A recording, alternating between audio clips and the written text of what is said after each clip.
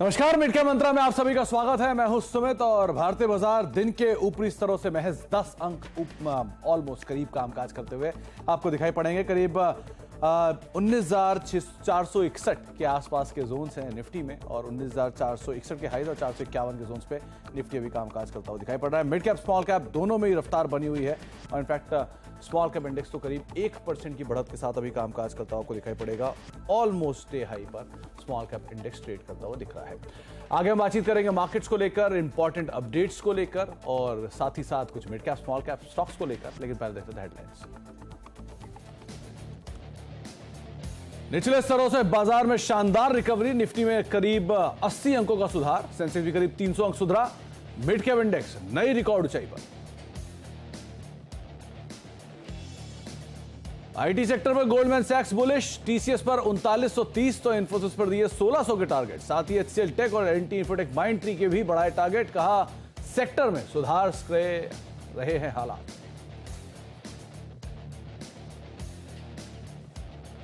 जोश में शिपिंग कंपनियां, शिपिंग कॉर्पोरेशन ऑफ इंडिया में 8% से ज्यादा का उछाल। श्रेयस शिपिंग और कोचिन शिपयार्ड में भी करीब 3 से लेकर 5% तक की तेजी।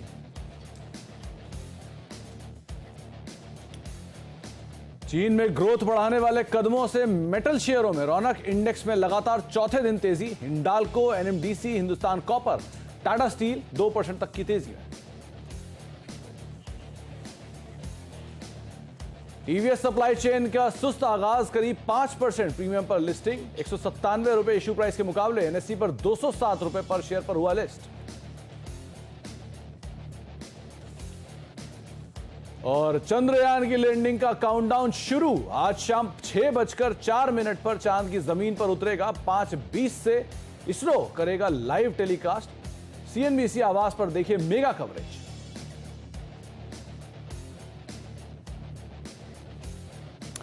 तो भारतीय बाजार दिन के ऊपरी स्तरों के करीब ही कामकाज करते हुए 19,448 449 का लेवल निफ्टी में देखने को मिल रहा है। डे हाई पर निफ्टी सो फार ट्रेड करते हुए और मिड कैप इंडेक्स में खरीदारी है, स्मॉल कैप इंडेक्स में खरीदारी है। स्मॉल कैप इंडेक्स तो इनफैक्ट आज के ऊपरी स्तरों पर है और मिड कैप इंडेक्स रिकॉर्ड ऊपरी स्तरों पर सो फार कामकाज करता हुआ दिखाई पड़ रहा है। ब्रॉडर मार्केट्स लेकर आइए क्योंकि सिचुएशन वहां से क्लियर होगी। रफली 2100 शेयर ऐसे जो कि तेजी के साथ कामकाज करते हुए आपको दिखाई पड़ेंगे और उसके ठीक सामने 1900 शेयर एनएसई के और 2100 शेयर बीएससी में और 974 शेयर करीब गिरने वाले, यानी कि हर एक शेयर के सामने 3-3.5 शेयर ऐसे जो कि तेजी में कामकाज करते हुए आपको दिखाई पड़ेंगे। तो बढ़िया रफ्तार मार्केट्स के अंदर बनी हुई है और ब्रॉडर बेस्ड मार्केट्स के अंदर भी खरीदारी देखने को मिल रही है। शिल्पा रावत हमारे साथ मौजूद है पीएल रिसर्च से, जिनसे आज हम बातचीत करेंगे। शिल्पा मैम नमस्कार, स्वागत है कार्यक्रम में। पहले तो मार्केट्स को लेकर आपका व्यू, क्योंकि 19,500 की दहलीज पर हम खड़े हैं, वही मेजरली मार्केट रेजिस्टेंस फेस करता है।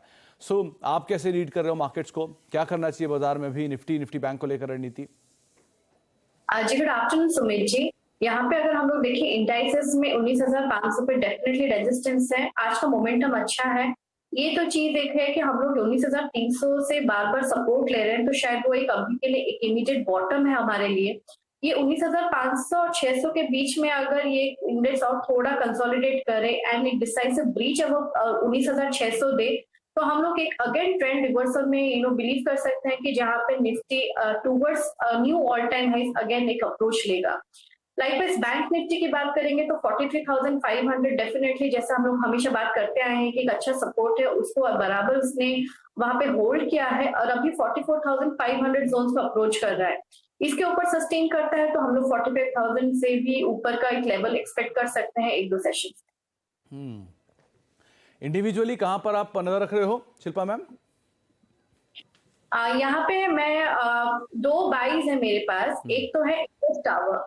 इंडस टावर की बात करेंगे तो 164-65 के बीच अभी ट्रेड कर रहा है, तो यहाँ पे आपको एक लॉन्ग पोजीशन लेना चाहिए बिकॉज यहाँ पे रिस्क रिवॉर्ड बहुत फेवरेबल है। 160 पे सपोर्ट है और टारगेट ऑफ 180, तो यहाँ पे जो पहला टारगेट आएगा 173 का, उसके ऊपर एक 180, तो इंडस टावर पे डेफिनेटली आप लॉन्ग जा सकते हैं।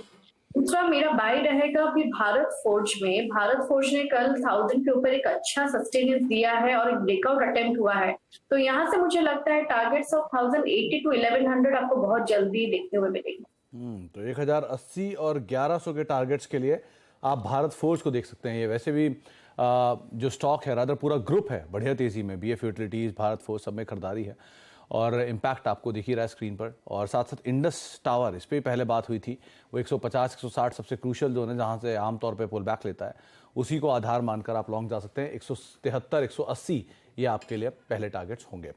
आगे भी हम शिल्पा मैम से बातचीत जारी रखेंगे, लेकिन अब एक और इम्पॉर्टेंट अपडेट जहाँ पर हाल में ही लिस्ट हुए आईपीओस के बारे में हम चर्चा करेंगे। नेटवेब टेक का लॉक इन पीरियड खत्म हो रहा है। 31 दिसंबर तक करीब 37 कंपनियां ऐसी होंगी जिनका लॉक इन पीरियड खत्म होगा। हमारे सहयोगी चैनल CNBC TV 18 के हुरमाज हमारे साथ मौजूद हैं और उनसे हम तमाम डिटेल लेते हैं। तो हुरमाज, एक इंटरेस्टिंग अपडेट है जहां पे सारे जो आईपीओस हाल फिलहाल में आए थे उनमें लॉक इन खत्म होगा और उसमें एक बड़ा नाम है LIC का, जहां पे रिटेल का काफी पार्टिसिपेशन भी है। तो क्या डिटेल है उसकी? बिल्कुल, और ये पिछले साल भी तकरीबन इसी दौरान अक्टूबर नवंबर के टाइम पे एक लंबी फहरिस्त आई थी कंपनियों की जिनका लॉक इन पीरियड खत्म हो रहा था। और इस साल भी कुछ ऐसा ही हुआ है। नुवामा की ये नोट है जिसमें उन्होंने बताया है कि 37 कंपनियों का लॉक इन पीरियड आज से लेकर 31 दिसंबर तक खत्म होने जा रहा है। और 37 कंपनियों से ज्यादा जरूरी देखना यह है कि उन कंपनियों के 227 करोड़ शेयर जो है वो ट्रेडिंग के लिए एलिजिबल हो जाएंगे इनका लॉक इन पीरियड खत्म होने के बाद। अब ये लॉक इन पीरियड जो है वो 1 महीने से लेकर 3 साल तक के ड्यूरेशन का है। पर शुरुआत मैं करना चाहूंगा LIC से, जो कि देश का सबसे बड़ा IPO है। उनका लॉक इन पीरियड जो है वो 13 नवंबर को खत्म होगा। और LIC इसलिए भी क्योंकि ये जो 227 करोड़ शेयर का मैंने जिक्र किया उसमें से 126 करोड़ शेयर LIC के ही है। तो जैसे ही उनका 13 नवंबर को ये लॉक इन पीरियड खत्म होगा तो LIC के 126 करोड़ शेयर बाजार में आएंगे। अब बात करते हैं हाल फिलहाल की लिस्टिंग्स की। जैसे आपने बताया नेटवेब टेक्नोलॉजीज, जिसका लॉक इन पीरियड आज खत्म हो रहा है। पर नेटवेब टेक्नोलॉजीज के अलावा भी उसमें और भी नाम है, जिसमें यथार्थ हॉस्पिटल्स है, SBFC फाइनेंस है, कॉनकॉर्ड बायोटेक है। इन तीनों का लॉक इन पीरियड जो है वो सितंबर के पहले या तीसरे हफ्ते के बीच में खत्म होने जा रहा है। अब जाहिर है कि इनका 1 महीने का लॉक इन तो है ही, तो उनका 3 महीने का लॉक इन भी होगा जो आएगा अक्टूबर या नवंबर में। अब इनके नाम मैं दोबारा नहीं लूंगा, पर 3 महीने की जो लिस्ट है उसमें से जो स्टैंड आउट स्टॉक जिसका मैं जिक्र करना चाहता हूं वो है उत्कर्ष स्मॉल फाइनेंस बैंक। पर इसमें पहले IKO लाइटिंग है, HMA एग्रो, आइडिया फोर्ज, ये सारे नाम तो है ही, मगर उसके अलावा Utkarsh Small Finance Bank is the stand out क्योंकि उनके 4.5 करोड़ शेयर्स बाजार में आएंगे 16 अक्टूबर को जब उनका लॉक इन पीरियड खत्म होगा। तो अब आगे बढ़ते हैं 6 महीने की लिस्ट में। अब इस लिस्ट में ज्यादा जरूरी देखना यह है कि उसमें नंबर ऑफ शेयर्स के बजाय आउटस्टैंडिंग परसेंटेज ऑफ शेयर्स कितने आएंगे बाजार में, यह देखना ज्यादा जरूरी है। इसमें मैं जिक्र करना चाहूंगा मैनकाइंड फार्मा का, अब जिसके शेयर IPO प्राइस से तकरीबन दुगने हो चुके हैं। अब उनका लॉक इन पीरियड जो 6 नवंबर को खत्म होगा उसके बाद उनके 70% शेयर्स जो है वो बाजार में ट्रेडिंग के लिए एलिजिबल हो जाएंगे। अब 1 साल की लिस्ट में आगे जाते हैं, उसमें सिरमा SGS, उनका लॉक इन पीरियड जो है वो इस शुक्रवार को खत्म हो रहा है। उसके अलावा जो नाम इस लिस्ट में है वो है Fusion Micro Finance, Kaynes Tech, Dharmaj Crop, ऐसे सारे नाम हैं। और अब LIC का जो मैंने जिक्र किया था वो लिस्ट जो है 1.5 से 2 साल का लॉक इन पीरियड जो है उसमें मैंने LIC का जिक्र किया था। बट उसके अलावा जो नाम इस लिस्ट में आते हैं वो है Campus Activewear, Ethos, Star Health Insurance जैसे भी कुछ नाम है। और ये स्टॉक्स जो है कैंपस एक्टिववेयर, स्टार हेल्थ इंश्योरेंस, इन्होंने अपने IPO से कुछ ज्यादा कमाल किया नहीं है। इनफैक्ट स्टार हेल्थ तो अपने IPO प्राइस से नीचे ट्रेड कर रहा है, तो इनके शेयर्स भी बाजार में आएंगे तो उन पे रिएक्शन देखने लायक होगा। अब आखिरी में जो लिस्ट है वो है 3 साल का लॉक इन, जिन स्टॉक्स का खत्म हो रहा है उनमें Happiest Minds, Route Mobile, Angel One, Mazagon Dock, ये ऐसे नाम हैं जो इस कदर भागे हैं जिनको कोई अब तक पकड़ नहीं पाया है। पर इन सभी नामों की 20% इक्विटी, आउटस्टैंडिंग शेयर्स जिसे कहते हैं, वो ट्रेडिंग के लिए एलिजिबल हो जाएगी लॉक इन पीरियड के बाद। तो इन सारे नामों को हम ध्यान में रखेंगे, out performers and under performers alike. The reaction will be interesting to see. तो आप एक सूची जो अभी हुरमाज आपको बता रहे थे, सूची की फोटो ले सकते हैं, इमेज देख सकते हैं, उनकी ड्यूरेशन चेक कर सकते हैं और उनकी तारीखें ध्यान में रखिएगा, स्पेशली वो जहां पे बड़ा रनअप आ चुका है। तो उस बड़े रनअप के बाद इस तरह की एक्टिविटी अगर होती है तो इक्विटी फ्लो इंपॉर्टेंट हो जाएगा। तो इस लिहाज से आप इन सभी शेयरों पे नजर रख सकते हैं। बहुत बहुत शुक्रिया और वहाँ से तमाम डिटेल्स हमसे शेयर करने के लिए और ये सभी आंकड़े हमें पूरी तरह से समझाने के लिए। शिल्पा मैम, एक नाम LIC, इसके बारे में ज़रूर जिक्र करना चाहूँगा कि ये सबसे बड़ी इक्विटी का हिस्सा यहीं पर ही आना है। तो LIC वैसे ही बहुत बड़ा परफॉर्मर नहीं है, कुछ पिकअप आया है स्टॉक में लोअर लेवल से, इसको आप कैसे देख रहे हो? क्या ये थोड़ा लीड करेगा, थोड़ा चलेगा रिसेंट इंश्योरेंस अपमूव में? जी, LIC की बात करेंगे तो ये 650-660 जोन पे होल्ड कर रहा है। यहाँ पे मुझे लगता है कि एक अच्छा खासा ऑप्शन है कि आप यहाँ पे पार्टिसिपेट कीजिए। यहाँ पे लॉन्ग टर्म में पोजिशनल टारगेट्स हमारा टेक्निकल डेस्क 780 से 800 के बीच का है। तो मुझे लगता है यहाँ पे डेफिनेटली पार्टिसिपेट करना चाहिए। तो पार्टिसिपेट करना चाहिए। एलआईसी में करीब करीब 661-662 के जोन्स के अंदर ये भी कामकाज करता हुआ दिखाई पड़ रहा है। एक ब्रेक का वक्त है, लेकिन जाने से पहले एक बार खिलाड़ी अपडेट आपको अभी बताते हैं किस तरह की सिचुएशंस वहां पर देखने को मिल रही है, कौन कौन से चेंजेस हुए हैं इस हफ्ते। समीत चौहान हमारे साथ हैं, पंकज हैं और उसके अलावा एलकेपी के रूपक डे हैं। ये Pankaj ji call garden reach से बिल्डर्स बाय 890 रुपए के टारगेट्स के लिए 770 का स्टॉप लॉस, ये एक नई कॉल उनकी तरफ से इनिशिएट की गई है और जो मौजूदा भाव है 796 के आसपास है। वैसे भी पूरा स्पेस डिफेंस और बाकी एंसिलरी रिलेटेड काफ़ी आज बजिंग है। पोजीशनिंग किस तरह की है? समित 5% के पॉजिटिव रिटर्न साथ लीड कर रहे हैं, पंकज करीब 3% का पॉजिटिव रिटर्न और रूपक का रिटर्न करीब करीब 1% के आसपास सो फार देखने को मिल रहा है। लेकिन अभी दूसरा ही सत्र है, देखते हैं गोइंग फॉरवर्ड कैसी सिचुएशन यहाँ बनती है। तीसरा सत्र रादर। एक ब्रेक का वक्त है, ब्रेक के बाद लौटते हैं और कुछ इंटरेस्टिंग मिड कैप्स के ऊपर नजर डालते हैं जिन्होंने हाल फिलहाल में एक बढ़िया रफ्तार दिखाई है। और उसके अलावा आज का सबसे बजिंग टॉपिक चंद्रयान, इसके ऊपर भी बातचीत करते हैं छोटे से ब्रेक के बाद।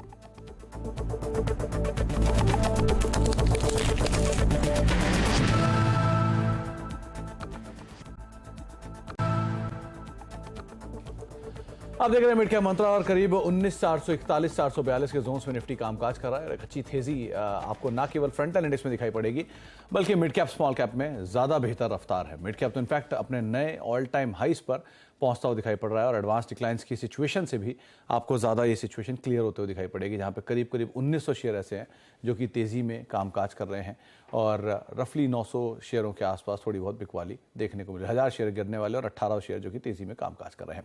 लेकिन क्योंकि मिड कैप इंडेक्स अपने नए रिकॉर्ड स्तरों पर पहुंचा है तो कुछ आंकड़े आपके सामने रख देते हैं किस तरह के नंबर सो फार देखने को मिले हैं। रिकॉर्ड स्तरों पर मिड कैप इंडेक्स कामकाज करता हुआ दिखाई पड़ रहा है। इनफैक्ट चांद पर पहुंच गया है मिड कैप, करीब 38,500 ये मिड कैप इंडेक्स के लिए जो नए हाइस थे वो ब्रीच होते हुए दिखाई पड़े, नए शिखर पर है और इस पूरे स्पेस में जोरदार तेजी देखने को मिली है। ना केवल आज बल्कि बीते एक महीने में रफली 5% का एक जंप आया मिड कैप इंडेक्स में और 6 महीने के दौरान करीब 30% की जोरदार तेजी मिड कैप इंडेक्स ने दिखाई भी है। मिड 100 इंडेक्स निफ्टी का, उसकी मार्केट कैप करीब 40 लाख करोड़ के पार पहुंच गई और निफ्टी स्मॉल कैप इंडेक्स की मार्केट कैप रफली 15 लाख करोड़ के आसपास पहुंचते हुए दिखाई पड़ी है।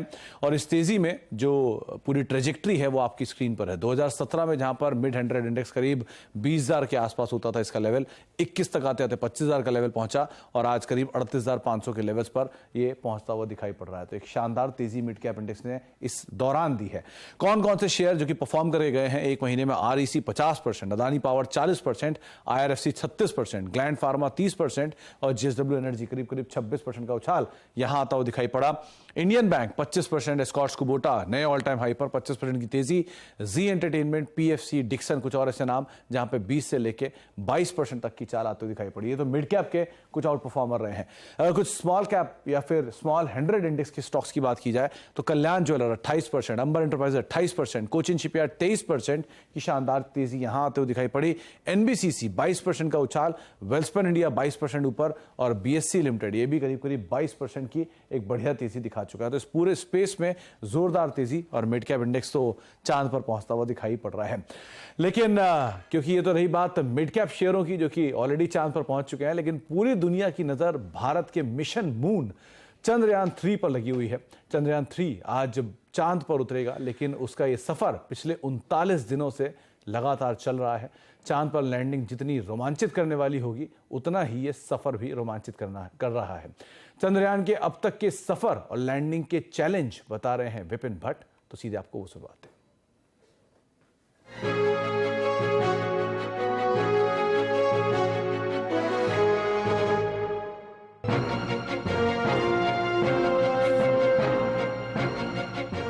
पूरी दुनिया की निगाहें इस वक्त चांद पर है और हो भी क्यों ना, क्योंकि भारत का चंद्रयान 3 वहां पर लैंडिंग करने वाला और एक नया इतिहास बनाने वाला है। तो वक्त है कि हम उसकी इस रोमांचित कर देने वाली जर्नी को एक बार फिर से फटाफट आपके लिए रिकैप कर दें। तो याद कीजिए वो दिन जब श्रीहरिकोटा से ये मार्क 3 रॉकेट लेकर उड़ा था चंद्रयान को। 4 लाख किलोमीटर लगभग ये सफर तय करना था, 40 दिन का वक्त था। सक्सेसफुली लेकर गया, पृथ्वी की कक्षा में चंद्रयान को छोड़ दिया और जहां पर इसने पृथ्वी की कक्षा के चक्कर लगाने शुरू किए, क्योंकि इसके सफर का तरीका कुछ ऐसे ही था। धीरे धीरे पृथ्वी की कक्षा के चक्कर लगाते हुए इसे पहुंचना था चंद्रमा तक। और ये विमान के हिस्से जहां पर प्रोपल्शन मॉड्यूल ये नीचे वाला और वो 4 पाए वाला विक्रम लैंडर आप देख रहे हैं और उसी के अंदर है प्रज्ञान रोवर जो कि चंद्रमा की सतह पर ही उतरता हुआ हमें दिखाई देगा। तो धीरे धीरे सफर बढ़ता गया और चांद की तरफ ये विमान पहुंचता गया।